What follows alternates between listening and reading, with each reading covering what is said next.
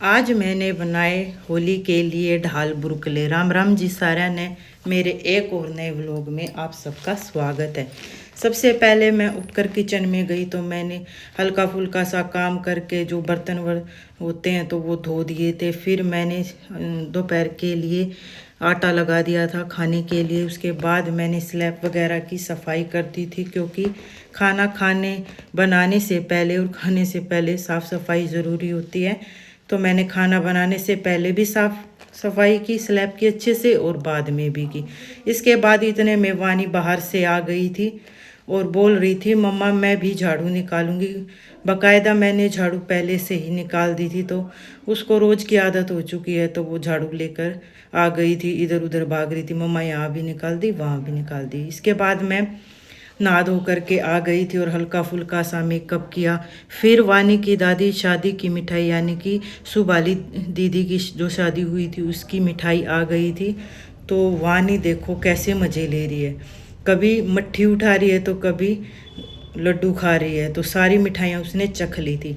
फिर मैंने जो थोड़े बहुत बर्तन हुए उनको अच्छे से साफ़ कर लिया था, अच्छे से डीप क्लीन कर लिया था अपना।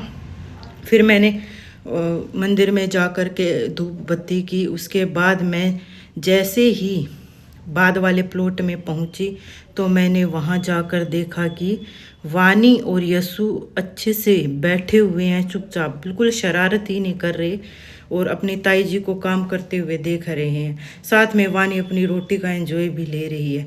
फिर मैंने वहां जा कर के होली के लिए ढाल बुरकले बनाए, क्योंकि आज बड़ी तेज़ धूप थी तो सूखने में भी तो उनको टाइम लगता है। तो पहले ही मैंने इनको बना दिया था। फिर मैंने घर आ कर के वानी के पापा के लिए दोपहर का भोजन लगा दिया था।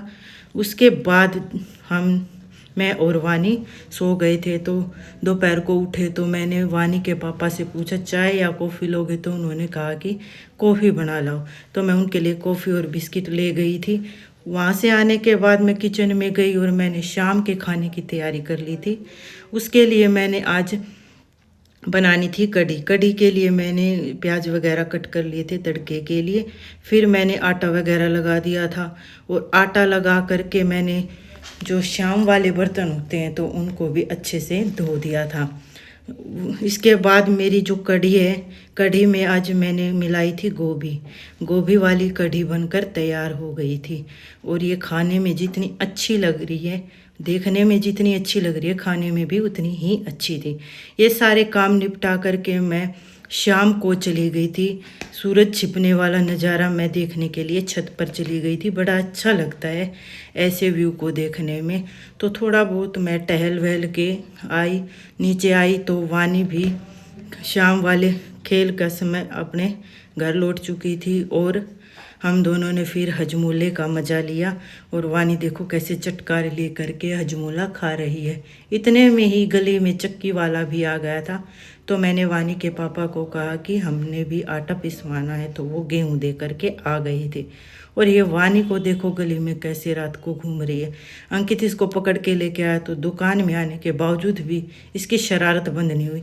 तो ये दवाइयाँ लेकर के डांस स्टेप दिखा रही है। इतने में आ गई थी वानी की ताई, जो वानी के लिए लेके आई थी देसी घी का चूरमा। और वानी कह रही है बहुत अच्छा बना है।